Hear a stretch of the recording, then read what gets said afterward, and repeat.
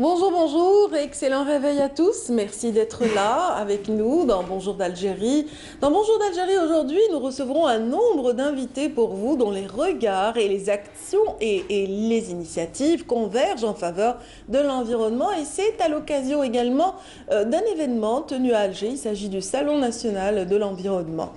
Nous recevrons entre autres une jeune étudiante en architecture qui, elle, nous parlera d'une réflexion commune de son groupe autour de matériaux durables. Et puis, nous aurons l'occasion aussi d'interroger un chercheur dont les recherches, dont les investigations, dont le travail tournent autour de la création de cellules solaires, oui, du photovoltaïque local. C'est dont il s'agira avec cet invité en particulier qui viendra parler un petit peu du process de fabrication réalisé par son équipe. Et puis, dans cette édition de Bonjour d'Algérie, nous aurons l'occasion de recevoir le directeur de l'Agence nationale des déchets qui prend part également, dans cette institution, prend part également à l'événement cité tout au début de cette émission.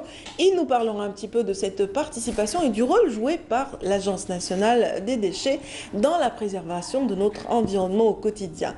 Et puis, bien sûr, nous aurons l'occasion également de voir le regard d'un écologiste complètement investi depuis pas mal d'années dans l'action en faveur d'un écotourisme, mais également autres activités liées à la création de jardins intelligents, de jardins aussi à même de fournir un service particulier dont on parlera tout à l'heure avec notre invité. Et en parlant d'écologie et de jardin, bien sûr, elle butine dans les jardins, il s'agit des abeilles et bien sûr, nous aurons l'occasion de parler d'apiculture avec un représentant de la Fédération nationale d'apiculture, bien sûr.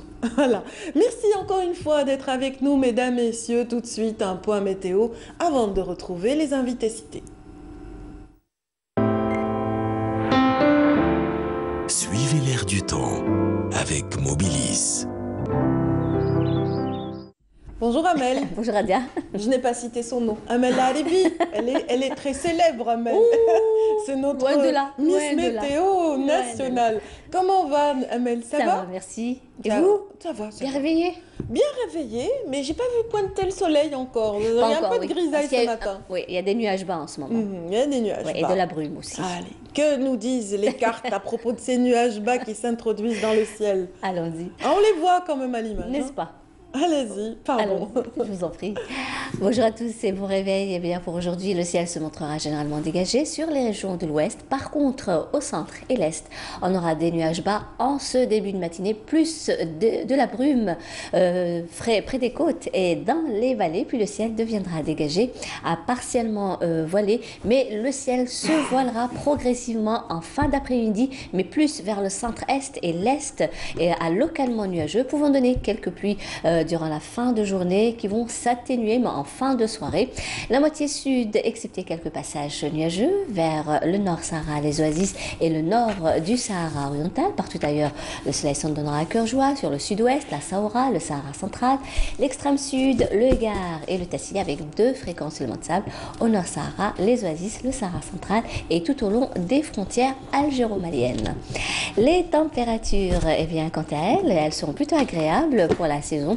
Le maximum aujourd'hui 24 degrés du côté de Msila, 23 Tlemcen et Relizane, 22 à Oran, 21 à Mascara, 19 à Alger Tizi Ouzou, 18 à Annaba également à Al-Beyod, Djelfa, 17 à Batna, 16 degrés à Sétif, au sud 22 degrés Hassim Soud, Ouagla, 23 à Tamanrasset, Janet, 25 à Gardaya, 26 Béchar, 27 à Biskra, 30 degrés Tindouf, Ilizi, 29 à Insalah et le maximum 35 degrés Borj Bedjmurtar et Ingzam. Un petit voyage, comme toujours, du côté de l'Europe, où le ciel se montrera tantôt nuageux et tantôt ensoleillé à Londres, Copenhague, plutôt gris du côté de Marseille, sans pluie bien sûr, également Varsovie, Budapest et Bucarest, des nuages chargés de pluie par contre, à Paris également, Dublin, de la neige mêlée à de la pluie à Berlin ainsi qu'à Berne, mais le soleil brillera de tous ses feux. Lisbonne, Madrid, le mercure affichera 6 degrés à Varsovie, également Prague, Berlin, Copenhague, 12 à Londres, 11 Dublin et Paris, 15 à Bordeaux, 14 à Marseille, 4 degrés le minimum à Berne, 18 Rome, 19 à Bucarest, 21 degrés à Lisbonne et enfin le maximum cette fois-ci à Athènes avec 22 degrés. Voilà, je vous retrouve tout à l'heure juste après le journal télévisé de midi et d'ici là, très très bonne matinée.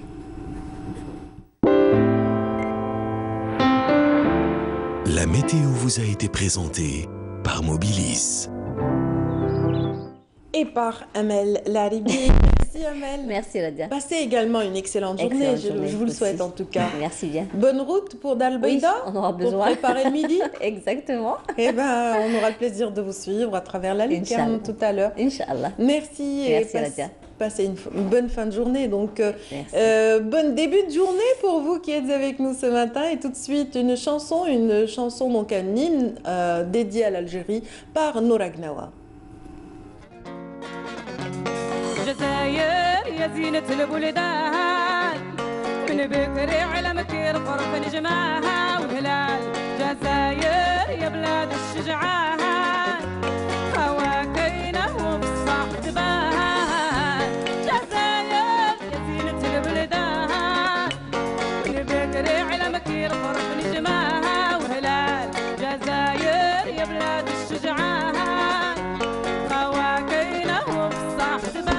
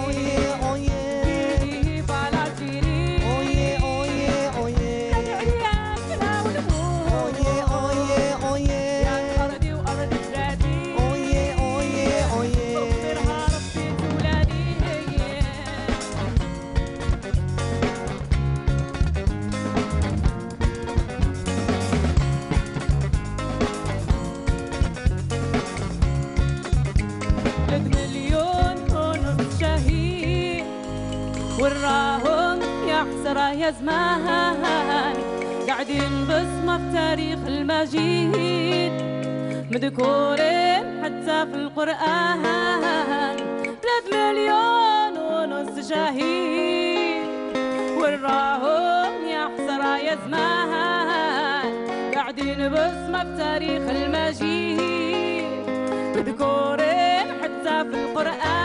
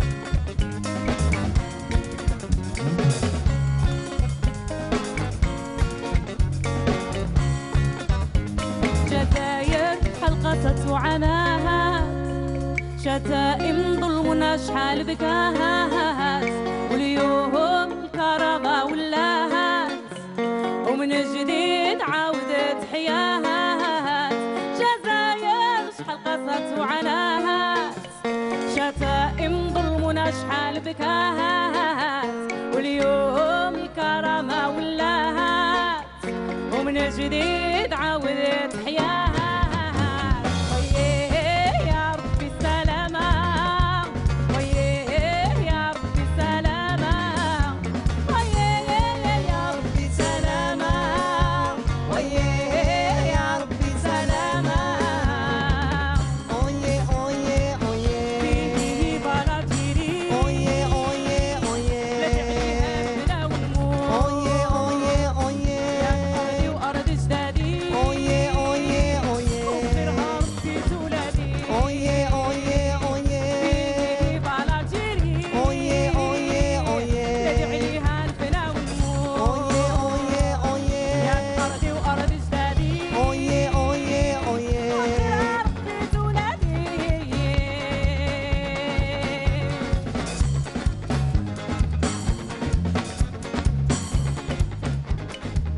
Hymne à l'Algérie signé Noura Gnawa, c'était elle qu'on voyait à l'écran à l'instant. Et puis, je vous avais dit que cette édition de Bonjour d'Algérie allait avoir une couleur en faveur de l'environnement. On commence justement avec une discussion sympathique, j'espère, avec le monsieur Karim Ouaman, qui est directeur général de l'Agence nationale des déchets. Bienvenue. Bonjour madame. Bonjour et à vous et voilà, vous avez assisté hier à la clôture d'un événement donc en faveur justement d'une réflexion commune, de voir en faveur justement de la visibilité de toutes les actions de tous les acteurs qui sont sur le terrain, qui se déploient en faveur de notre environnement. Effectivement, donc permettez-moi tout d'abord de dire aux chers téléspectateurs que je suis responsable de l'Agence nationale des déchets qui relève des compétences du ministère de l'Environnement et des énergies renouvelables. Tout à fait. Qui est en fait ce ministère qui a organisé la deuxième édition du salon dédié à l'environnement aux énergies renouvelables.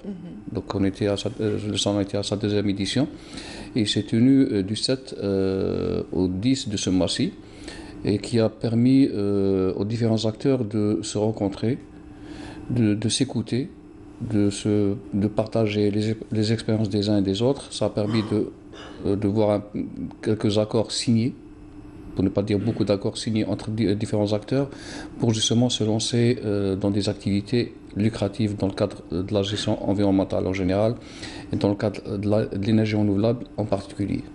Voilà, c'est une manière, c'est une plateforme qui permet également de découvrir tous les éléments liés aux énergies renouvelables, c'est-à-dire y compris les déchets. Les déchets peuvent constituer justement cette source intarissable en faveur justement de l'exploitation de nouvelles énergies ou de nouveaux matériaux liés à différents secteurs de la vie. Effectivement, on connaissait le déchet qu'à travers le recyclage matière, c'est-à-dire qu'on pouvait récupérer de la matière et qu'on pouvait en faire de la matière première pour autre chose, à partir de ce déchet. Mais maintenant, il y a aussi l'aspect énergétique qui ressort et qui permet, tout en traitant le déchet, tout en éliminant une nuisance, de produire de l'énergie qui peut servir à faire fonctionner beaucoup de choses. Imaginez un petit peu un agriculteur. Justement, j'allais vous demander des exemples concrets. Exactement, je vais vous citer un exemple. Imaginez un petit peu un agriculteur qui se trouve dans une zone enclavée et qui n'a pas accès à l'énergie électrique conventionnelle, ou du moins se raccorder au réseau conventionnel lui reviendra excessivement cher. Imaginez un petit peu qu'il traite son déchet et en même temps il produit de l'énergie à partir de ce déchet, et cette énergie électrique va lui permettre de connecter sa pompe, de connecter ses machines, d'électrifier un petit environnement. Exactement, voilà. Exactement. Et beaucoup d'exemples ont été cités lors de ce salon, et beaucoup de communication a été faite aussi dans ce sens lors du salon. Très bien.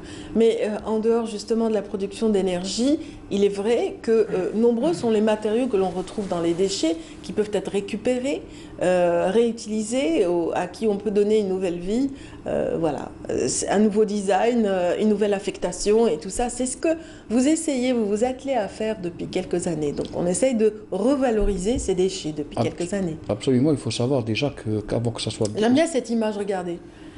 Cette plante qui naît ouais, effectivement, au milieu des canettes. Effectivement, ça illustre bien cet aspect. Oui. Donc il faut se dire aussi qu'avant que ça devienne déchet, c'était de la matière première. Tout à fait. Donc c'est en fait un déchet, c'est un ensemble de matières premières qu'il s'agit de différencier et d'orienter vers des filières adéquates pour leur prise en charge.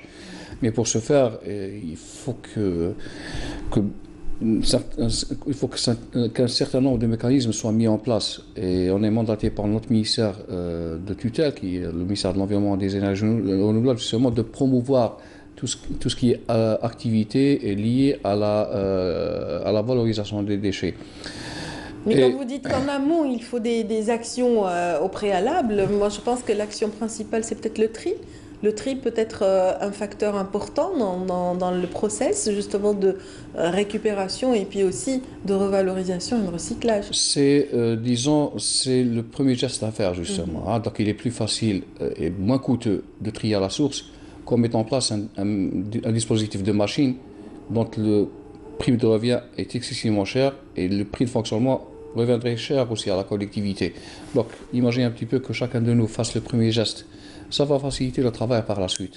Oui. Il est moins coûteux de trier à la source et ça va permettre aussi aux déchets de concurrencer en matière première, disons, vierge. Voilà. Voilà.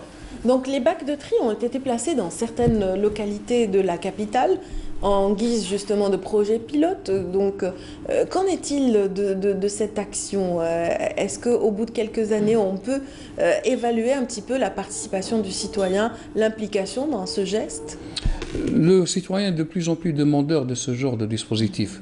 Pour autant que ce qui vient après le citoyen Oui, reste au diapason du geste ou de l'acte du citoyen. oui. Il faut que la commune aussi soit Je pense que organisée. Babzouar avait été l'une des communes choisies au départ, c'est ça? Oui, on a eu un projet Ça pilote fait. là-bas, mais écoutez, ça reste un projet pilote. On l'appelle projet pilote justement pour avoir un retour d'expérience. Maintenant, connaissant un peu les mécanismes, on est appelé à généraliser ce service, mais il faut que ça se fasse dans un cadre organisé. La commune doit disposer d'un outil de gestion et de planification. Et cet outil doit reprendre tous ces aspects de tri, disons l'aspect matériel et l'aspect immatériel aussi. Il faut communiquer, il faut informer, il faut sensibiliser les gens à faire ce geste. Il faut que les services communaux de collecte des déchets fassent le nécessaire pour venir à temps récupérer les différentes nuances de bacs, mais d'une manière différenciée. Il ne faut pas que le citoyen trie pour que la commune vienne mélanger encore une fois. Ah oui, Ça n'a oui. pas de sens. Ça s'est fait? Exactement. Ça s'est fait? C'est pour ça qu'on Il y appelle a eu ça. des confusions? Et c'est pour ça qu'on appelle ça des projets pilotes. D'accord. Connaissant maintenant, on a eu un retour d'expérience. On est en train de nous organiser justement pour lancer une grande campagne nationale.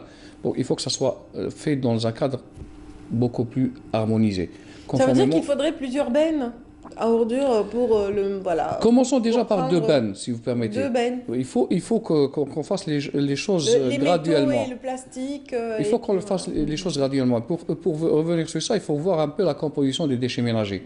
La composition des déchets ménagers, c'est pratiquement 32% d'emballage. Oui. C'est du volume. Hein, ça prend énormément d'espace dans les bacs, dans les véhicules de transport et aussi dans les centres d'enfouissement technique. Tout Donc à on a fait. tout intérêt à que ça soit différencié à la source. Donc mettons déjà deux bacs. Un bac jaune pour tout ce qui est emballage et le bac vert qu'on connaît, que tout le monde continue à constater sur la voie publique. Dès qu'on arrive à mettre en place tout ça, on peut passer à une étape beaucoup plus qualitative. On pourra installer un troisième bac, un bac marron, hein, pour justement tout ce qui est reste alimentaire. Oui. Parce que là, les restes alimentaires, c'est pratiquement plus de 54% de la fraction du déchet qui est produite par le citoyen algérien. Et cette fraction, malheureusement, elle est enfuite, qu'on est en train d'enfuir, tout bêtement, excusez-moi de la terminologie. Oui, parce que l'incinération est peut-être... je ne sais pas si l'incinération aussi est une bonne solution. Elle est pratiquée ailleurs. Même chez nous, il y a Elle des est pratiquée. incinérateurs. Oui. Non, actuellement, on n'a pas de projet on a un grand projet, effectivement, pour la ville d'Alger en termes d'incinération. Vous êtes en train de parler de petits incinérateurs qui traitent plutôt les déchets d'activité de soins. Mais pour les déchets ménagers, il y a un grand projet qui a été inscrit par notre ministère de tutelle. Mais la question n'est pas de généraliser l'incinération partout. D'accord. L'incinération obéit à un contexte bien particulier. Alger n'a pas de foncier, Alger n'a pas où installer des centres d'enfouissement technique. Mais cet incinérateur ne peut nullement justifier le fait de ne pas trier à la source. On ne pourra jamais tout trier. On ne pourra jamais incinérer la fraction organique parce qu'elle est humide. Donc ça serait incinérer de l'eau. Voilà. Donc il y a un travail qui doit se faire en amont. Et on va incinérer que les déchets dont on ne pourra pas valoriser d'une autre manière. D'accord, très bien. En tout cas, les incinérateurs, moi j'en ai vu un qui était très beau. C'était une œuvre architecturale très particulière du côté de Vienne. À Vienne, l'incinérateur est une œuvre monumentale en hauteur. Donc on n'a pas besoin d'une grande assiette. Tout a été construit en hauteur dans une ville qui a déjà ses bases et son tracé urbanistique. Donc, et peut-être qu'il faudrait impliquer les artistes davantage et les architectes dans ce type de réflexion. C'est clair que chacun de nous trouvera sa place par rapport à tout ce processus. Mais il faut que ces outils de traitement, disons, cadre avec le contexte du territoire, là où ils sont destinés. C'est pour ça que le fait, vous avez cité le cas de Vienne, les gens ne constatent même pas qu'il y a un incinérateur, tellement il n'y a pas de rejet atmosphérique. Oui. Ça cadre avec l'urbanisme de la ville. Voilà. Donc, tout est fait pour que ces outils soient considérés comme des outils nécessaires et qui vont avec le reste des outils existants sur un territoire donné. Tout à fait. Dites-moi par rapport à ce salon, monsieur le directeur, qu'en est-il de la participation qui vient de s'écouler? Donc, hier, clôture, baissée de rideau pour cet événement. Vous en sortez avec quelles conclusions par rapport à l'agence? Nous étions présents au même titre que toutes les institutions du ministère de l'Environnement. Notre mission, c'était de vulgariser la politique nationale en matière de gestion des déchets, notamment sur son aspect énergétique. Voilà. Donc, nous avons eu un certain nombre de contacts, mais il ne faut pas juger un salon sur sa deuxième édition. Donc, ce n'est qu'une deuxième décision. Il y avait de l'engouement, il y avait beaucoup d'entreprises. L'essentiel, c'est de permettre aux gens de s'échanger. Et de cet échange, de ces échanges, on peut par la suite nouer des relations professionnelles, un partage d'expériences, disons, on peut découvrir des technologies. Le monde de la science est en train d'évoluer à une vitesse grand V. Donc, ce qui n'était pas possible auparavant est devenu possible de nos jours. Voilà. Bien sûr, un producteur qui utiliserait le métal pourrait justement avoir, avoir certains avantages à opérer avec votre agence parce que vraiment il a besoin de récupérer un taux de matériaux pour le transformer, donc pour peut-être faire fondre ce métal, le réutiliser, etc.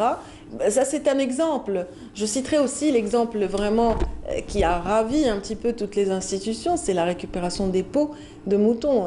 Oui. Ça s'est fait sur une année et c'est appelé à être renouvelé peut-être cette année. Et ça a été une réussite quelque part, avec une incidence sur notre économie. Effectivement, là, vous êtes disons que ça permet de passer aux gens de comprendre qu'il est nécessaire de passer du statut déchet au statut matière. Vous venez de citer le cas des peaux de mouton qu'on produit énormément lors des fêtes de Talaïd. Donc, imaginez qu'on mette en place un mécanisme de récupération de ces peaux de mouton. Et ces peaux de mouton, c'est un produit très noble. Les gens sont en train d'exporter. Et ça coûte très très cher à l'international. Mais l'essentiel, c'est de mettre en place la filière. La filière, comment elle se met en place? La filière, elle se met en place grâce à l'implication de tous les acteurs, que ce soit utilisateurs de ce déchet matière, que ce soit transporteurs et aussi son producteur. Donc les citoyens doivent comprendre et mesurer l'intérêt de mettre les peaux de mouton dans un endroit défini par la collectivité, que la collectivité mette en place les moyens de transport nécessaires, que les installations de traitement aient la capacité nécessaire pour absorber toute cette masse de déchets. Vous imaginez, on passe d'un déchet à une matière de nuisance à une valeur ajoutée. Moi, autant que pour le papier, ça a été quand même assez réussi, donc la récupération du papier et donc de tous ces emballages dont vous parliez tout à l'heure a parfaiement réussi. Exactement. À certains producteurs. Si je peux vous donner un chiffre. Avec plaisir. Voilà, donc l'AGM, on produit environ 10% dans le nombre de déchets ménagers de papier et carton. Imaginez un peu si on arrivait à mettre en place cette filière. Elle va alimenter toutes les installations de valorisation de déchets de papier. On va réduire la facture d'importation de la matière première. Hein. Tout à fait. Deuxièmement, on va créer de l'emploi ici en Algérie. Tout à fait. On va créer aussi de la richesse. Oui, autant le plastique aussi est en vogue. Moi, avant de venir chez vous... Le plastique et le verre aussi ont bénéficié d'opérations de recyclage assez réussies. Avant de venir chez vous, j'étais en train de lire un article qui parlait justement du déchet. Et cet article disait qu'on n'a plus le droit de parler de déchets, mais plutôt de la matière. La matière, donc, récupération de la matière. Tous les déchets peuvent être considérés comme matière pour autant qu'on les trie à la source. Tout à fait. Et qu'on crée la capacité nécessaire pour absorber ce déchet. Oui. le transformer en matière. Oui, une matière qu'on retrouve après dans le marché, donc qui est réintroduite dans le marché donc de l'emballage Et essentiellement. c'est l'essence même de l'économie circulaire. Oui, tout Donc à voilà. fait. Donc on réduit l'exploitation de la matière première vierge, c'est-à-dire les ressources naturelles, et on fait une substitution par la matière première qui vient du déchet. Très bien. Alors, est-ce que on peut parler des projets imminents de l'Agence nationale des déchets en faveur du tri? Quelles sont les nouvelles stratégies dans cette optique? Notre ministère de tutelle a déjà élaboré une stratégie nationale pour la gestion intégrée des déchets à l'horizon 2035. Et dans cette stratégie, il y a plusieurs objectifs en termes de valorisation des déchets, de tri et de valorisation. Donc nous sommes mandatés pour mettre en œuvre cette stratégie. Et pour ce faire, il faut mettre en place des programmes et des plans d'action de mise en œuvre. Et ces programmes ne peuvent se faire que par, disons, l'implication de tout le monde. Un objectif de tri et de valorisation est fixé tout d'abord par, ou plutôt défini par la capacité d'absorption ou d'installation de traitement existante. Et le fait de communiquer sur un chiffre ou sur un objectif, ça va permettre aussi aux opérateurs de mesurer l'intérêt ou la pertinence de s'installer dans ce domaine. Donc on travaille. Donc vous avez besoin d'investisseurs dans ce domaine. On travaille énormément sur la donnée, sur les déchets. On essaie de faire parler les chiffres, la donnée, et ces chiffres, ça va permettre certainement et forcément aux différents acteurs de mesurer la pertinence d'investir sur un territoire donné et dans une qualité de déchets donnée. Très bien, on espère qu'ils seront nombreux à adhérer à ce type d'investissement et à y penser après votre discours. Et c'est ça notre rôle en fait. Voilà. Merci beaucoup Monsieur Karim Ouaman. Je rappelle que vous êtes le directeur général de l'Agence nationale des déchets, donc un organe justement, un des multiples organes du ministère de l'Environnement. Absolument. Merci beaucoup Merci madame. infiniment de nous avoir accompagnés ce matin pour parler de la participation au Salon national de l'environnement et des énergies renouvelables. C'est bien cela. Donc, je vous souhaite une excellente journée. À vous aussi. Et merci encore à ceux qui sont là avec nous ce matin. Tout de suite, je vous propose une petite virée. On va parler encore de matériaux donc, et de développement durable tout à l'heure, mais dans un tout autre registre, un tout autre domaine avec les invités qui vont suivre. Restez avec nous. Tout de suite, je vous emmène, ou plutôt c'est Hicham Daou qui va vous emmener au cœur de l'Oasis Rouge, Timimoun, avant de retrouver nos invités. Merci beaucoup.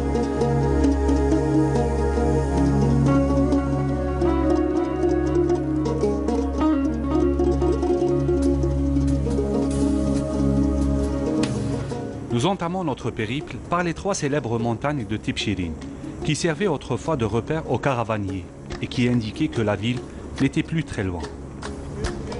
Le décor des forteresses le long de l'ancienne route du sel fait le bonheur des visiteurs du Gourara.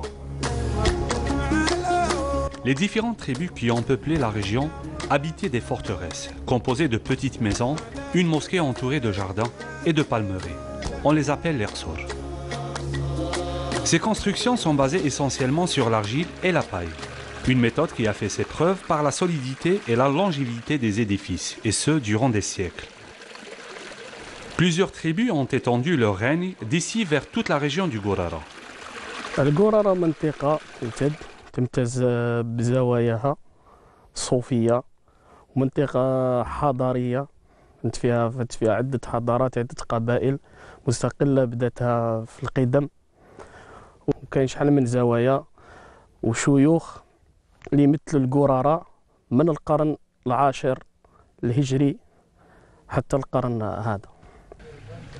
De nouveaux villages ont pris la place des anciens palais.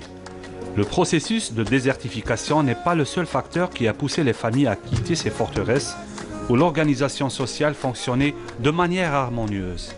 Mais l'exode vers les villes, avec l'espoir de passer à une vie sociale meilleure, y est pour beaucoup.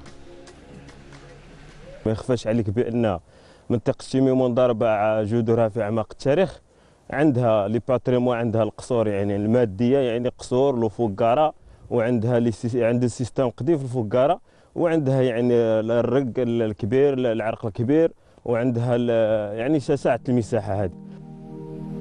Le caractère distinctif de cette région est d'être constituée en grande partie de Sepra, c'est-à-dire de dépression argileuse salée.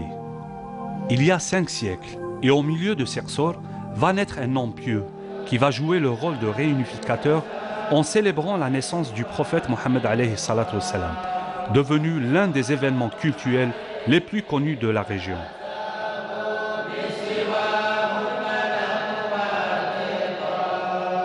من عادة أهل المنطقة لما يأتي هذا الشهر اللي هو شهر مولد النبي صلى الله عليه وسلم تصدع المساجد بمدح النبي صلى الله عليه وسلم.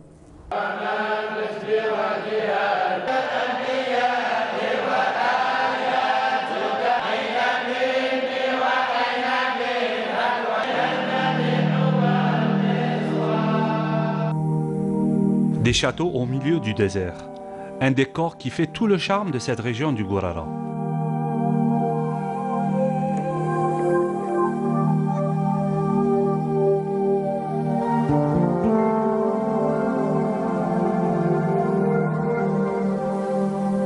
Depuis sa création au 9e siècle de l'Hégire, le Sboua de Timimoun a toujours été célébré par les descendants de Sidi el-Hajj Belkacem, créateur de l'événement. Le rituel du Sboua est un voyage spirituel qui retrace le déplacement mené par les amis et les disciples de l'érudit sur une distance de 70 km. Ce voyage commence le lendemain de la naissance du prophète Mohammed alayhi salatu wassalam et s'étalera jusqu'au 7e jour, durant lequel tout le monde se réunira dans la Hofra, une cour non loin de la Zawiya de Sidi el-Hajj Belkacem. Nous avons été reçus par l'imam de la Zawiya de Sidi el-Hajj Belkacem, qui a préféré nous parler du rituel à l'endroit même où est né son arrière-grand-père, l'Oqser Aoussif. هو سعيد بالقاسم هو اللي دار الاول جمع الاولياء هذو اللي كانت تقرا هنا الاولياء الصالحين اللي كانت تقرا عنده هنا قال شاف في المنام الرسول صلى الله عليه وسلم قال انا شف الان انا بالاستشاره نتاعهم جمعهم قال نديروا المولود النبوي الشريف اتفقوا معاه هذيك الساعه كانت في 9 قرون. يا كريم يا كريم يا كريم. Nous sommes à Oulad Saïd, une des principales haltes des pèlerins avant la grande cérémonie. يا كريم يا مولانا يا كريم يا كريم يا كريم يا مولانا يا كريم يا كريم يا كريم يا مولانا يا الغفور يا الرحمن. Je vous le disais, ce matin, notre émission a une couleur particulière. Nous parlerons essentiellement de préservation de l'environnement, mais également préservation du patrimoine avec le regard cette fois-ci d'un écologiste. Bienvenue. Bonjour. Vous êtes Karim donc Tidjani. Tidjani, ouais. Karim Tidjani, bienvenue dans notre émission. Vous parcourez l'Algérie depuis pas mal d'années, donc ouais. Vous avez fait les 48 wilayas ou pas encore? Non, j'en suis à 42. Mais 42. Bon, le pays est tellement immense que oui, il reste. Mais en fait, je pourrais passer toute ma vie, ne serait-ce que sur une seule wilaya, tellement il y a de choses magnifiques à voir. Voilà. À voir. Effectivement, c'est carrément une mosaïque aux multiples facettes de notre Algérie. Tout à fait. Oui. Et bon, en plus, l'intérêt, c'est que ce qui m'a amené à faire tous ces voyages, c'est d'abord parti de la réalité virtuelle, hein, puisque j'ai créé en 2010 un site qui s'appelle nouaraalgérie.com. Donc Nouara dédié à une femme rurale algérienne de l'Est. Pas seulement la fleur. Hein, oui, c'est vrai que c'est un nom qui est un peu plus répandu à l'Est. Oui, c'est vraiment pour placer la femme rurale au cœur justement de mes recherches et de mon militantisme écologique. Et donc j'ai créé d'abord ce site qui a eu beaucoup de succès. Et c'est à travers ce site que j'ai pu justement polariser beaucoup l'attention, ce qui m'a permis de voyager à travers le pays, puisque je ne vais pas pour faire du tourisme. Hein. Quand je me déplace en général, c'est vraiment pour enquêter, pour participer, conseiller, et puis aussi souvent mettre les gens en relation. Parce que le grand problème qu'on a quand on a un pays aussi immense que le nôtre, c'est d'avoir une vision globale. Oui. Voilà, chacun voit l'écologie un petit peu dans sa bulle régionale. Or, il y a un véritable écosystème culturel et écologique qui est l'Algérie, qu'il faut vraiment cerner pour comprendre, je pense, à mon humble avis. Première initiative, création de nouaraalgérie.com. Voilà, un outil d'information. Voilà, un outil web que vous présentez en qualité de plateforme, quelque part. Tout à fait, voilà. Une plateforme donc destinée à regrouper toutes les belles initiatives en faveur de l'environnement, mais aussi de l'écotourisme. Là, on était à Timimoun, une région qui n'est pas complètement dénaturée, donc qui a gardé quand même son aspect originel. C'est vrai, c'est vrai. Et c'est vrai que l'écotourisme, bon, moi souvent je parle aussi de darologie plutôt que d'écologie, puisque éco ça veut dire maison. Et l'écotourisme, justement, c'est pas seulement un tourisme qui préserve la nature, mais c'est aussi un tourisme qui préserve, on va dire, les traditions locales et qui préserve justement l'esprit de dar. Voilà. Et voilà. Et c'est vrai qu'on a la chance en Algérie encore d'avoir énormément d'endroits où cette culture, elle est encore préservée, en fait. C'est cet esprit de la maison. Oui, à Timimoun, tout à l'heure, le reportage le relatait, il y a une très belle manifestation culturelle ou citoyenne ou sociale, une pratique sociale aussi, le SBOA. Le SBOA qui est préservé donc, depuis des milliers d'années. Et je dirais aussi, quand je dis des milliers, des centaines peut-être, non pas des milliers, et aussi, c'est une tradition qui est accompagnée d'un patrimoine immatériel, le Ahlil, Ahlil qui est préservé et qui fait partie justement de ces bijoux, joyaux préservés par les citoyens donc, de la région du Gourara. Alors, et justement, en parlant de patrimoine immatériel, je rappelle justement aux téléspectateurs qui nous suivent ce matin qu'une très belle exposition dédiée au patrimoine, à l'héritage immatériel africain est présente actuellement au Palais de la Culture. Vous pourrez toujours en profiter, c'est jusqu'au mois de mai prochain. Donc on referme la parenthèse pour revenir à vous. Donc Karim Tidjani, vous revenez à l'instant d'un voyage au sud. Donc c'était pas la région de Timimoun, c'était pas Adrar. Mais il y a une petite relation, une petite corrélation en fait. Mais vous étiez à El Oued. Oui, voilà, je suis à El Oued. Bon, Tidjani, normalement, les gens qui connaissent un petit peu El Oued, ils savent que je suis forcément originaire de la région. Oui. Mais c'est le fait que je me sois rendu là-bas est un hasard en fait des bonnes initiatives en fait. C'est que depuis un moment, je travaille avec je travaille avec beaucoup d'organisations, associations. J'essaye vraiment, je vous dis, de contribuer à un maximum d'endroits. C'est un réseau. Voilà, tout à fait, voilà. Et dans mon réseau, donc, il y a l'association El Hana pour le rayonnement culturel. Alors, à la base, c'est une association qui fait plutôt un travail autour de la culture, mais l'environnement, c'est aussi tout ce qui nous entoure, nous influence et que nous influençons. Donc la culture, elle est importante.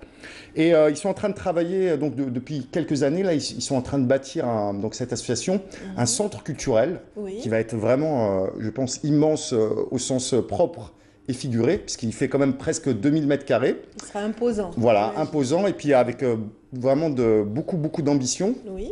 Et ce que j'avais proposé, donc, quand j'ai vu ce centre, c'est de travailler justement sur le traitement des eaux. Voilà, moi j'essaye en fait d'apporter le petit côté développement durable dans sa conception et sa gestion. Introduire ça dans les projets en amont. Et donc on est en train de travailler depuis un moment autour du concept donc de filtrer les eaux noires, c'est-à-dire les eaux plutôt des toilettes, avec un jardin filtrant. Voilà, ce qui s'appelle la phytoépuration.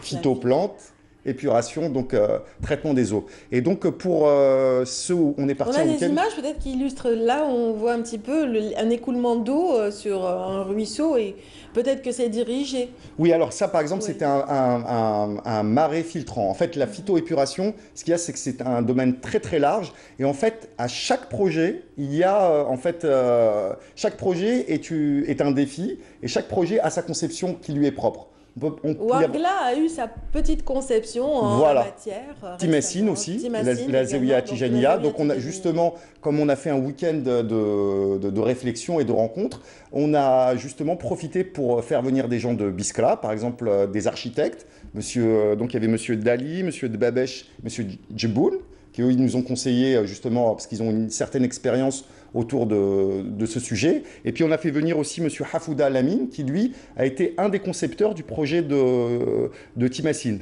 Voilà. Donc là, on en est à cette phase-là.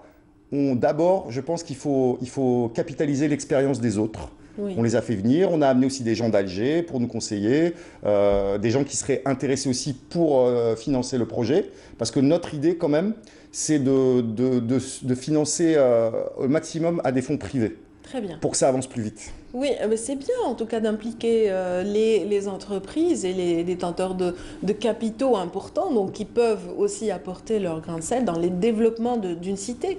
Et Bien là, sûr. c'est bien d'intervenir en amont, avant même la réalisation du projet, parce que parfois quand le projet est là, il faut abattre, il faut reprendre, et ça demande, c'est coûteux. Là, travailler justement sur la réflexion à la base, c'est pas mal comme démarche. L'idée, elle est simple, c'est vraiment de travailler sur... Bon, j'ai quand même suivi des projets sur des centaines de projets en Algérie, et donc je pense que j'ai identifié un petit peu des choses à éviter. Et là, vraiment, bon, puisqu'on est dans l'eau, il y a l'amont et l'aval. Là, on est dans l'amont, c'est d'abord voir ce que tout le monde a fait, les voir avec humilité, pas dire qu'on va faire forcément mieux qu'eux, déjà voir un petit peu leur expérience. Et on s'est rendu compte donc qu'en fait, dans le domaine de la phytoépuration en Algérie, il y avait énormément de gens qui s'y étaient intéressés, mais il reste encore, la culture, elle n'est pas encore bien maîtrisée. On voit qu'il y a il y a eu des tentatives plus ou moins heureuses, mais que aujourd'hui, il va falloir que on... Vulgariser, informer davantage. Il va falloir surtout que... C'est le travail que vous faites un petit peu sur le terrain. Et surtout, surtout, ce qui va être important, c'est comme un petit peu dans tous les domaines qu'on veut développer en Algérie, il va falloir qu'on travaille sur un écosystème. Ça veut dire réunir tous les gens, d'abord, identifier tous les gens qui ont des connaissances dans le sujet pour pouvoir arriver à faire quelque chose de vraiment de durable. Parce que j'en arrive à la deuxième partie, souvent qui fait défaut en Algérie malheureusement, c'est le suivi. Le suivi, voilà. Le projet né, mais après, bon... Pour nous, la formation en fait des gens qui vont suivre ce projet, une fois qu'il sera construit, elle est aussi importante que sa conception. Très bien. Donc, on va parler certainement de projets tout aussi intéressants et que vous essayez aussi de faire aboutir, que vous suivez de très près. Je sais que vous vous intéressez à certains types de fermes. On en parlera dans un instant, mais avant, on va découvrir ce reportage de Bouchra Bouali qui nous emmène au cœur d'un jardin partagé. Cela fait 3 ans que Ketiba Mektouba cultive un jardin potager dans la ferme pédagogique de Zeralda. Eh ben, il y a des fèves, de la patate, de l'oignon, céleri, qu'est-ce qu'il y a d'autre? Thym, la salade, les fraises. C'est beaucoup de satisfaction et c'est la satisfaction et puis le plaisir de goûter ce qu'on a planté. À raison de 2 fois par semaine, elle travaille une surface de 25 mètres carrés qu'elle loue dans le cadre du projet jardin partagé du collectif Torba. Les jardins partagés, c'est un concept qu'on n'a pas créé, ça veut dire qu'il existe déjà ailleurs en Europe et ailleurs même. Et donc ça consiste en l'octroi d'une parcelle de terrain à une famille ou à un individu pour qu'il puisse, ça veut dire cultiver au moins une partie de ces légumes qui pourraient représenter quand même un appoint à sa consommation. Le concept séduit de plus en plus de monde, surtout qu'il prône une agriculture saine. À Torba, on ne veut pas utiliser le terme bio parce que le terme bio, c'est un label qui a des exigences, d'accord? Et c'est-à-dire à partir de la graine jusqu'au sol, etc., etc. C'est-à-dire qu'il faut avoir la certitude que même l'environnement n'utilise pas d'intrants chimiques, etc. Donc nous disons que nous faisons une agriculture saine. J'ai une parcelle de 25 mètres carrés à Zeralda et j'ai 2 parcelles à Haouch Bougato de 50 mètres carrés. Et je consacre pratiquement, là, comme je suis en retraite, là je consacre pratiquement tout mon temps. Pour pouvoir bénéficier d'une parcelle, il faut être membre du collectif Torba, être disponible et s'acquitter d'une cotisation de 1000 dinars par mois. Les 40 bénéficiaires que compte le collectif ont dû par ailleurs être formés afin d'uniformiser leurs pratiques. Lancés en 2014 à Jnen Selim dans le village de Bouchaoui, les jardins partagés sont à présent abrités par 2 autres sites, celui de Haouch el Bougato à Maktakhera et la ferme pédagogique de Zeralda. 2 partenaires qui partagent les valeurs écologiques de Torba. C'est un partenariat. Il y a une convention entre Torba et la ferme pédagogique. Bon, il y a bien sûr un rapport de gagnant-gagnant, parce que là, ça veut dire qu'on crée de la dynamique, on crée plus ou moins un attrait particulier par rapport à l'activité initiale. Et donc, il y a l'un dans l'autre, comment dire, c'est un gagnant-gagnant. Face à la demande grandissante, le collectif a de nombreux projets en perspective. On a d'autres projets avec les autorités, puisque au niveau de la wilaya, il y a un projet de tri et recyclage des déchets ménagers. Et avec ça, accompagné par la mise en place de jardins partagés dans des cités, donc aussi bien dans la ville d'Alger que dans d'autres villes. Des jardins partagés dans des cités pour promouvoir l'agriculture urbaine et périurbaine. Voilà, une belle initiative et je pense qu'en amont de cette initiative, vous étiez en coulisses déjà. Hein, vous avez fait pas mal pour ce projet Torba. Je pense en toute humilité que les gens de Torba ne pourront pas dire le contraire. Voilà, en tout cas, c'est un beau bébé dont j'ai participé à la naissance. Et j'en suis fier. Voilà, je trouve que c'est vraiment un très très beau projet qui a bien évolué. Et j'espère d'ailleurs que ce genre de projet va se développer un peu plus à travers le pays. Ça commence, puisque l'agroécologie et la permaculture sont vraiment des concepts qui commencent à faire parler d'eux à travers le pays. D'ailleurs, puisque comme je vous ai dit, moi j'aime bien démarrer quelque chose et puis passer à autre chose. Là, du 1er au 12 avril, avec un autre ami franco-algérien, donc Faisal Ansar, qui est une société en France qui s'appelle AgroPerma, qui est spécialisée dans la formation de la permaculture. Cette fois-ci, on va essayer de s'attaquer un peu moins au grand public, mais assurer des formations vraiment pour les agriculteurs, les professionnels, les gens qui veulent vraiment avoir un projet professionnel dans la permaculture. Et donc, ça va se passer à l'école d'agronomie de Ain Touchent. D'accord. Voilà, on essaie aussi d'aller un peu plus vers l'ouest. Très bien. Et voilà, donc... J'en profite pour juste... Oui, c'est ouvert au public. Non, vous avez dit que vous alliez... Non, en fait, c'est une formation... Avec des agriculteurs. Non, c'est une formation, en fait, qui veut y participer, il participe. C'est une formation sa particularité, c'est qu'elle va être vraiment en immersion, totale immersion. C'est-à-dire que les gens vont venir loger dans l'école. Oui. C'est une formation payante, par contre. Très bien. Mais à un prix tout à fait abordable. Mais surtout, l'idée, voilà, c'était vraiment de travailler avec des gens qui ont déjà des connaissances, des agronomes, des agriculteurs, et vraiment pour leur donner une formation peut-être un petit peu moins vulgarisée, plus poussée, plus technique. Voilà. Très bien. En tout cas, on sent le passionné quand vous intervenez, Karim Tidjani. Vous avez sillonné certes le pays pour un petit peu déceler les carences ici et là et voir de quelle manière avoir une action en faveur justement d'un développement réel. Là, il faudrait quand même que le téléspectateur connaisse un petit peu votre parcours. Vous venez de Paris. Ouais. En fait, vous êtes né à Paris, vous avez fait vos études en France et depuis 2 ans, vous vous êtes complètement investi en Algérie, voilà. Vous vous êtes installé dans le pays. Voilà, on va dire que... Un petit retour au pays. Un grand retour, je pense. Parce que c'est quand même une révolution personnelle. Mais disons que... Enfin, j'ai essayé de situer je dis petit par rapport à votre parcours. Ouais. Je me suis dit, toute une vie et puis 2 ans en Algérie. Mais j'ai l'impression que ces 2 dernières années, en fait, quelque part, elles m'ont fait pas oublier. J'exagérais en disant ça. Mais c'est vrai qu'elles ont été très fournies. Vécu. Surtout, en fait, ce qui est pour moi la logique, c'était de me dire que, même si j'ai fait déjà de longs séjours en Algérie, il faut vivre le quotidien, puisque l'environnement, je répète, c'est tout ce qui nous entoure et nous influence, et que nous influençons, et que selon la nomenclature, vous êtes toujours touriste tant que vous ne restez pas plus d'1 an dans un pays. Donc je voulais sortir, je voulais absolument sortir un petit peu de la coquille du touriste pour être vraiment en place pour dans le pays. Alors, vous avez fait des études en lettres modernes. Ouais.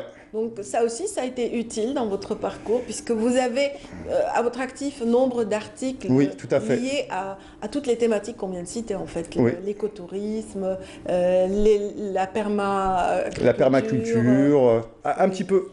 D'ailleurs, depuis à peu près presque 6 mois, j'ai un peu cessé d'écrire parce que j'ai l'impression d'avoir, pendant un moment, écrit un peu sur tous les sujets relatifs à l'écologie et à l'environnement. Mais aussi, ce qui était important pour moi, ce que m'a apporté cet enseignement des lettres, c'est que déjà, je pense que le premier des environnements, c'est bien le langage. Oui. Et ça m'a permis aussi, notamment dans beaucoup d'ateliers que j'ai animés, de travailler déjà sur le langage. Parce que souvent, les jeunes utilisent des mots, développement durable, écologie, sans vraiment savoir, quel est leur significat. Voilà, c'est ce jargon. Et puis aussi, apprendre aux gens à exprimer leurs idées. J'ai participé beaucoup à la rédaction de chartes, de textes, justement, rassembleurs. Et je pense que la communication, quand on est militant, c'est vraiment très très important. Voilà.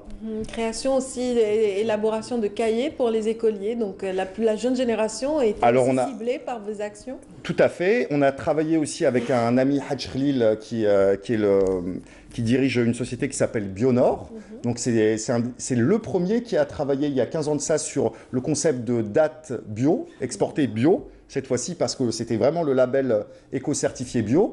Et pendant 2 ans, en fait, donc Hadj Khalil est venu me voir avec un manuel, justement, qu'on proposait pour des plantations pédagogiques. L'idée, c'était de proposer aux enfants de planter des arbres, mais d'avoir un petit livre, un petit carnet de santé de leur arbre pour suivre. Et en plus, on avait travaillé vraiment sur le faire. J'avais tenu absolument à ce que, il soit fait en Algérie, en tout cas qu'il soit imprimé, voilà. Édité en Algérie, et 2, qu'il soit en arabe. Voilà.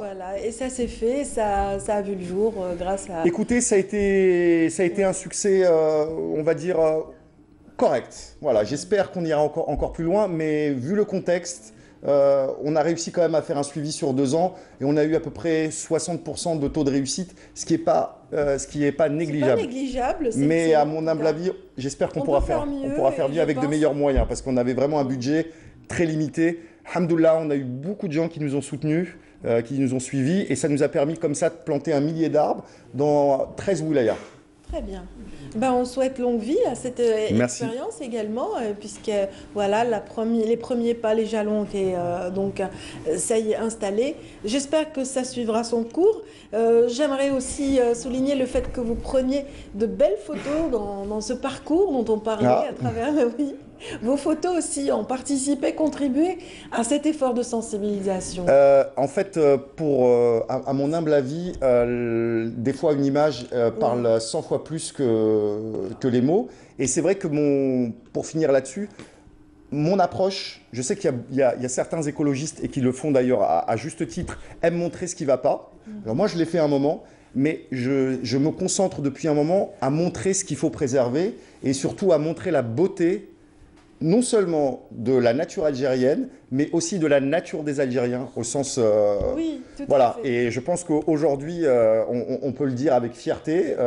Moi, en tout cas, je suis content parce que ces 10 dernières années où je me suis investi, j'ai souvent entendu, ici et là, en France comme en Algérie, pas seulement, mais les gens me dire « mais pourquoi tu te prends la tête? De toute façon, ici, les gens ne sont pas capables de comprendre ceci, cela. » Et je me suis beaucoup battu contre ça. Et alhamdoulilah, je vois que je ne me suis pas trompé quand on voit que pendant les dernières manifestations, eh bien, les citoyens algériens ont veillé à laisser un endroit propre. Tout à fait. Ont veillé à ce que ces manifestations soient un environnement tout à fait viable, sain et convivial. Voilà, donc pour moi, c'est une immense récompense, je vous avoue. Voilà, bien sûr, c'est sur ces phrases si bien dites et tellement émouvantes que nous allons vous dire au revoir. Donc, mais à bientôt, parce que... À très bientôt, oui, bien sûr, parce que vous êtes, comment dire, un globe-trotter qui finit toujours par revenir à Alger. Et souvent atterrir chez vous, sur votre émission.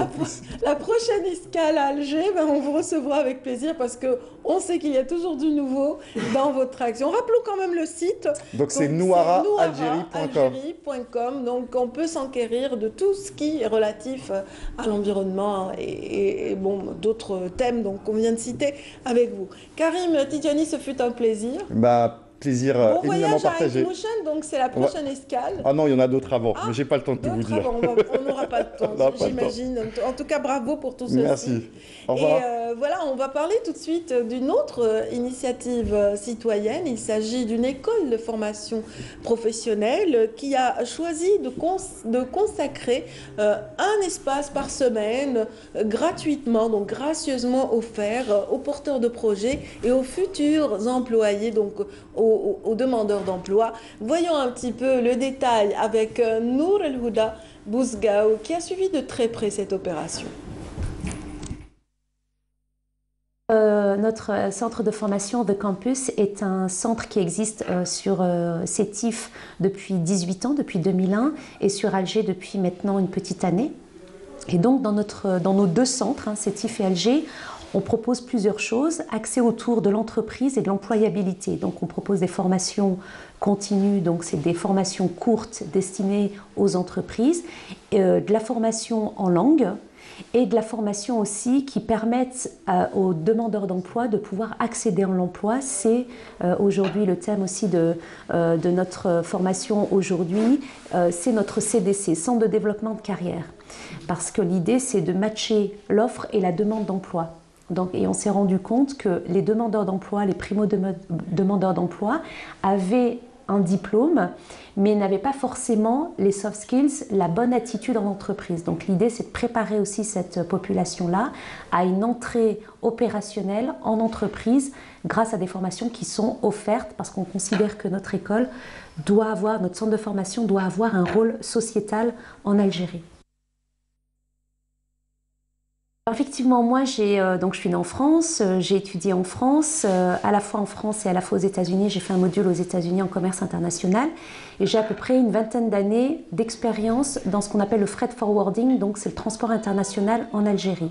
Ensuite, j'ai eu la proposition d'intégrer un grand groupe privé algérien comme directrice commerciale et marketing, donc chose qui s'est déroulée.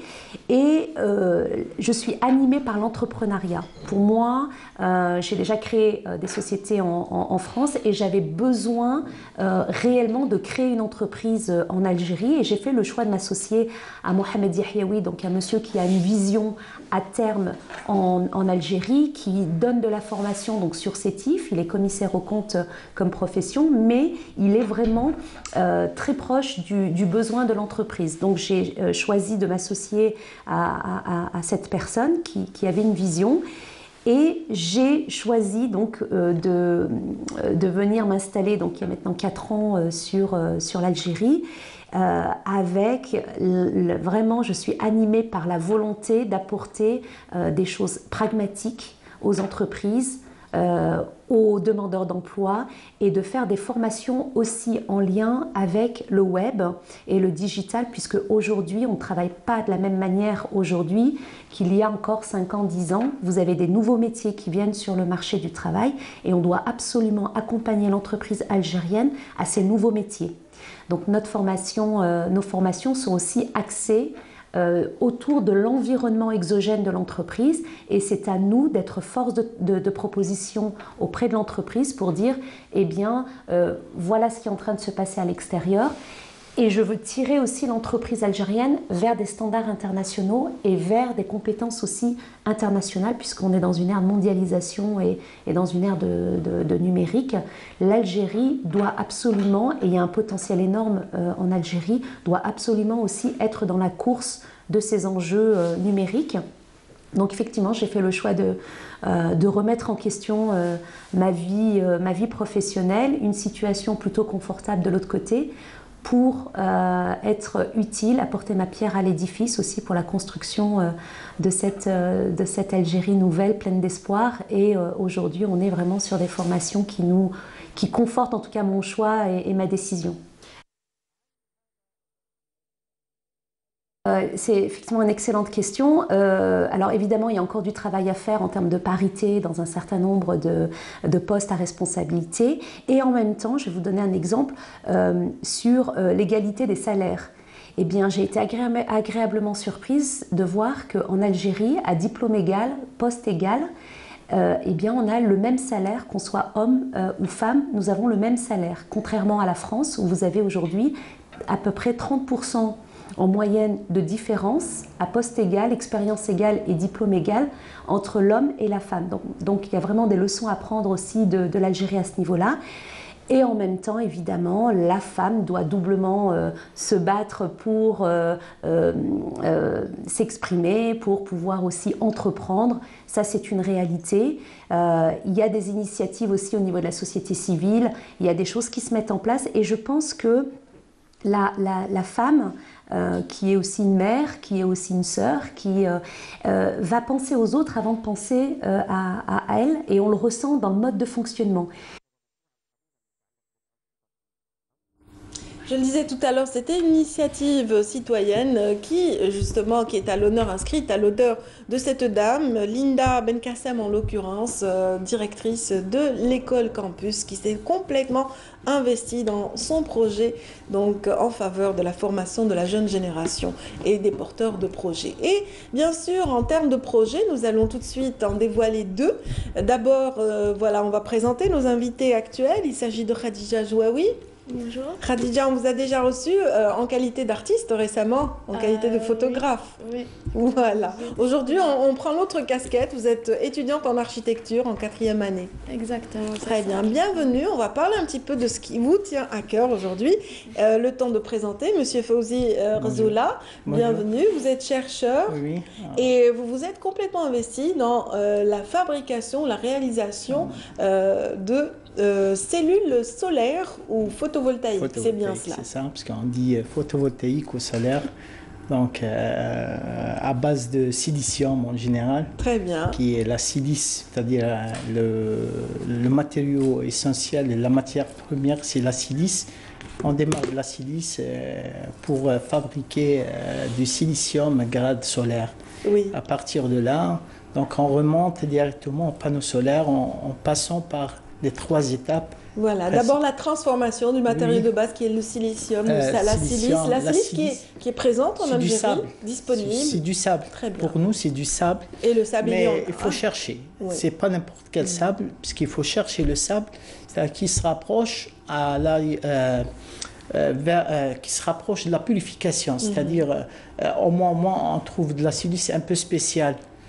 C'est pour ne pas gaspiller de l'énergie, puisque pour purifier... Il est des régions quand même en Algérie qui en disposent. Il y a des gisements de silice, et à la direction générale de la recherche, ils ont parlé un jour, il y a un article là-dessus, où ils ont parlé d'un gisement de silice, c'est-à-dire qui se rapproche en quelque sorte, il est plus ou moins purifié, puisque la purification de la silice est très importante, c'est une phase très très importante, et elle consomme de l'énergie. C'est pour ça qu'on doit chercher la silice plus ou moins purifiée. Vous étiez dans l'enseignement, vous avez encadré beaucoup de projets. J'ai enseigné à l'université de Constantine lorsque j'ai préparé mon magistère à l'époque. Puis je me suis converti vers la recherche, puisque à un moment donné, vous vous êtes dit stop, j'ai beaucoup d'idées, je veux les mettre comme ça. C'est pour au moins concrétiser ce qu'on a appris. Mettre en pratique un petit peu ce que vous avez. Je suis convergé vers la recherche, et en particulier, c'est mon domaine, les matériaux, puisque je fais un doctorat en sciences des matériaux. Et maintenant, on est en train de faire de la recherche en général sur la fabrication des cellules solaires. Ce n'est pas les cellules solaires seulement, notre centre qui s'occupe des semi-conducteurs à base. C'est des semi-conducteurs en général qu'on utilise pour, d'une part, fabriquer les cellules solaires. On fabrique des capteurs, c'est-à-dire on fait de la recherche. C'est-à-dire on ne fabrique pas nous, parce qu'on fait de la recherche sur les panneaux solaires, tout ce qui est cellules solaires, tout ce qui est capteur, tout ce qui est membrane pour la purification de l'eau, puisqu'on s'est lancé. Et ceci en se basant toujours, c'est-à-dire notre base, c'est le silicium.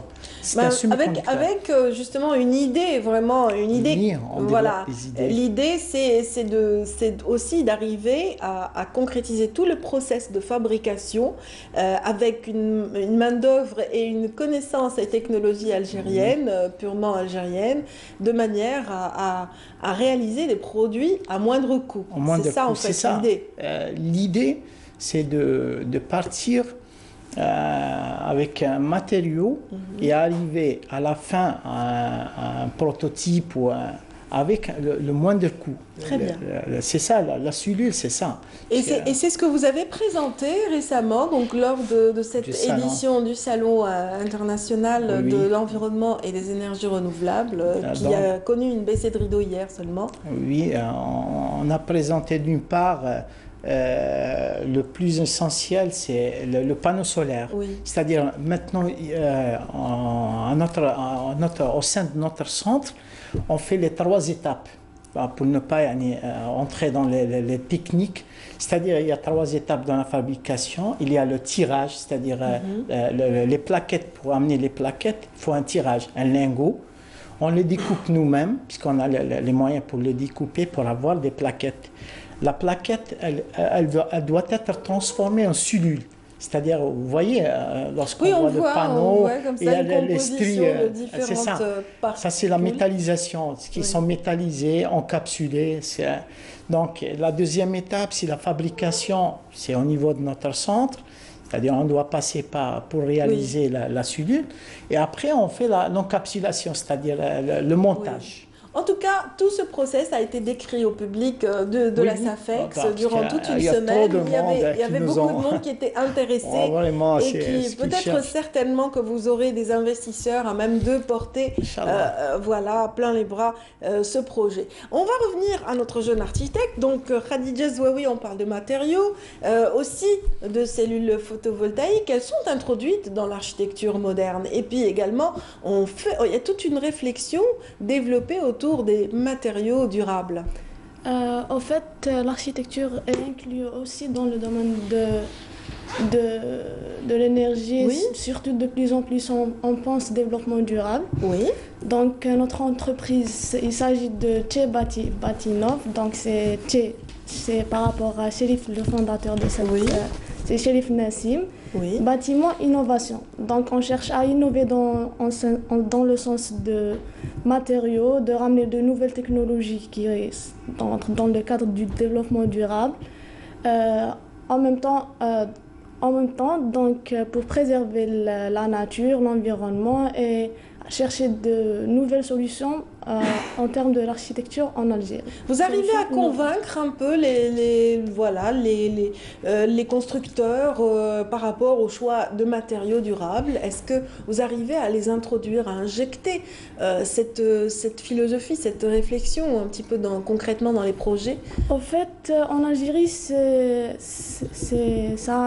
il paraît que ça va avoir un très grand succès, vu que notre entreprise a déjà présenté un projet prototype au Wadi de Batna. Il s'agit d'un hôtel bulle avec de nouveaux procédés de réalisation avec des panneaux de structure.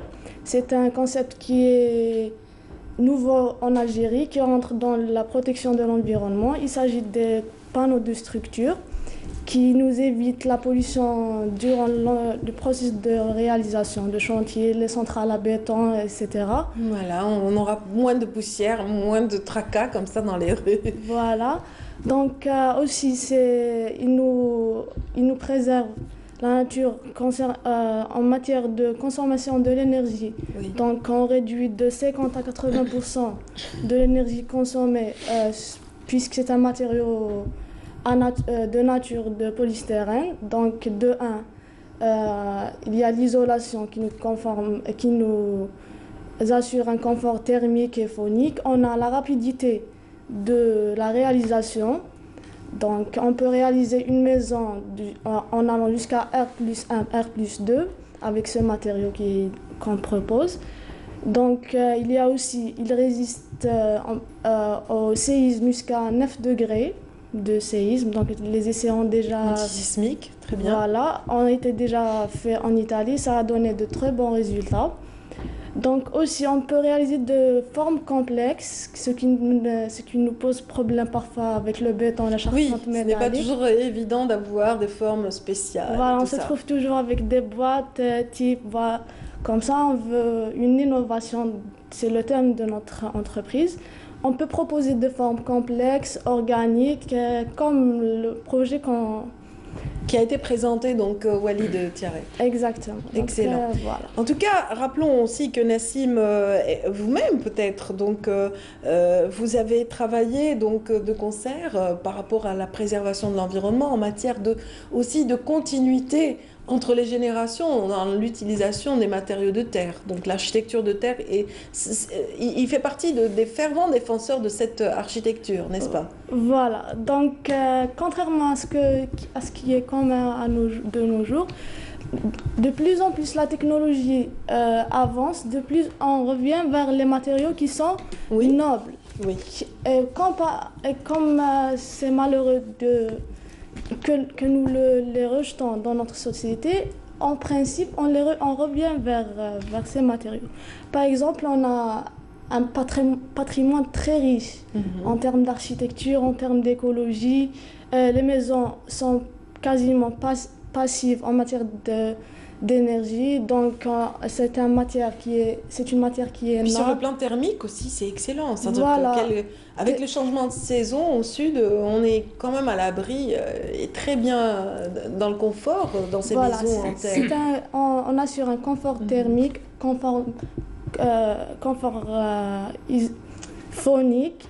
Il n'y a plus d'humidité parce que la terre elle absorbe l'humidité, elle garantit un certain confort. Donc c'est recyclable. Lorsqu'on veut par exemple changer par exemple on a conçu une maison, on l'a construit et tout. Du jour au lendemain, on veut recréer cette maison dans le même endroit. On peut la démolir et recycler ce matériau. Tout à fait. Avec une forme nouvelle et tout ce qu'on veut. Et c'est moins coûteux que les matériaux modernes, justement le béton, etc., comme vous disiez. Est-ce que vous avez réussi à convaincre, séduire pendant le salon? Est-ce qu'ils étaient nombreux à découvrir et à apprécier? En fait, ça nous a fait un très grand plaisir de voir cette interaction avec les gens, les investisseurs et tout. On a proposé notre idée la ministre de l'Environnement, elle a été vraiment émue avec. Et nous souhaitons mettre notre empreinte. Ce savoir-faire. En investissant ce savoir-faire au service de l'Algérie, l'architecture durable et l'innovation surtout, parce que c'est le thème de notre entreprise. C'est tout le mal qu'on vous souhaite, Khadija Zouaoui. Merci d'avoir été avec nous ce matin. Le dernier mot vous revient, donc notre chercheur donc, en matière justement en faveur de l'énergie renouvelable. Oui, donc je cite là Fawzi Qazoula. Oui, les salons qu'on a, c'est-à-dire, c'est pas le premier salon, parce qu'on a déjà eu des occasions, surtout l'IRA, parce qu'il y a le salon l'IRA de Oran. Parce que ces salons-là ont bénéficié en quelque sorte les étudiants en master, parce qu'on a tellement exposé notre savoir-faire, d'une part, ce qui est bénéfique pour ces étudiants. Il y a trop d'étudiants qui nous sollicitent. Qui s'intéressent en tout cas à ces énergies renouvelables. Ils nous sollicitent souvent, parce qu'il y a maintenant, à l'université, il y a des spécialités. Énergie renouvelable, donc ils convergent en général vers des centres qui sont spécialisés d'une part. D'autre part, c'est-à-dire les énergies renouvelables, c'est-à-dire on a voulu en quelque sorte bénéficier ou développer une culture des énergies renouvelables, parce que tôt ou tard, le pétrole ou... oui, la manne pétrolière n'est pas durable. En revanche, toutes ces alternatives... On doit habituer nos concitoyens ou les habitants pour, en quelque sorte... à réfléchir justement à une au énergie futur. d'une part, au futur, je dirais. Propre. Tout à fait. Énergie propre et puis moins coûteuse que les autres. Donc merci infiniment de nous avoir permis de le rappeler, monsieur. Donc Zouaoui Fawzi Qazoula, et puis merci encore une fois à Khadija Zouaoui. Donc tous les deux, vous travaillez quelque part dans la même direction en faveur d'un meilleur environnement. Donc merci mesdames, messieurs également d'avoir été avec nous ce matin. Je vous souhaite une excellente journée et on se retrouvera demain à partir de 8h pour le meilleur de l'actualité en matinée. C'est dans Bonjour d'Algérie. Au revoir. Merci.